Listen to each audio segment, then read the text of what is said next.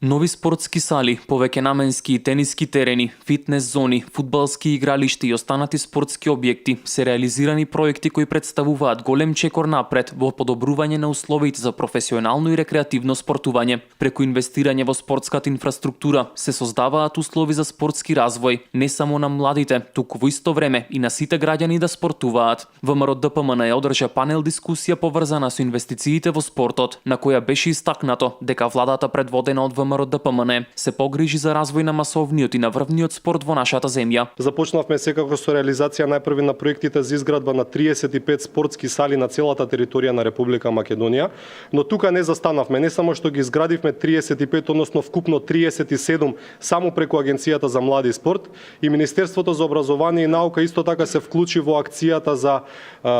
практично организирање на училишниот спортски систем, за обезбедување на современи услови за обезбедување на настава по физичко образование, и не случајно го започна проектот за изградба на 145 училишни спортски сали во основните и средните училишта, така што бројката на изградени спортски сали до овој момент надминува над 100, нешто што беше незамисливо во претходните влади, во претходните владења на владите на СДСМ. Исто така во изминатите години изградени се повеќе наменски и тениски игралишта, како и останати спортски објекти, значајни за развој на спортот. Продолживме со реализација на проектот за изградба на 100 повеќе наменски малски игралишта, каде што досега од вкупно 100 предвидени, вкупно 71 повеќе наменско спортско игралиште е завршено и е ставено во функција, а во насока на доближување на белиот спорт до граѓаните, односно до тенисот, од првите предвидени 100 тениски игралишта реализиравме досега вкупно 89, но таа бројка ја зголемивме за нови 120, бидејќи вкупната бројка на предвидени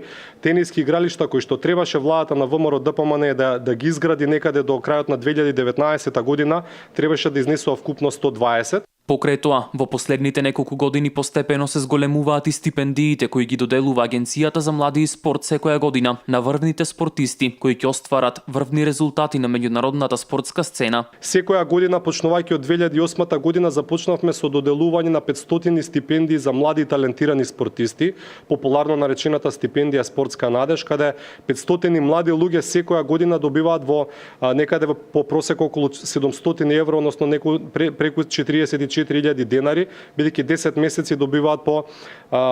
некаде 1/4 од просечната плата во Република Македонија. Но она што е многу битно е што од 2008 година за прв пат го воведовме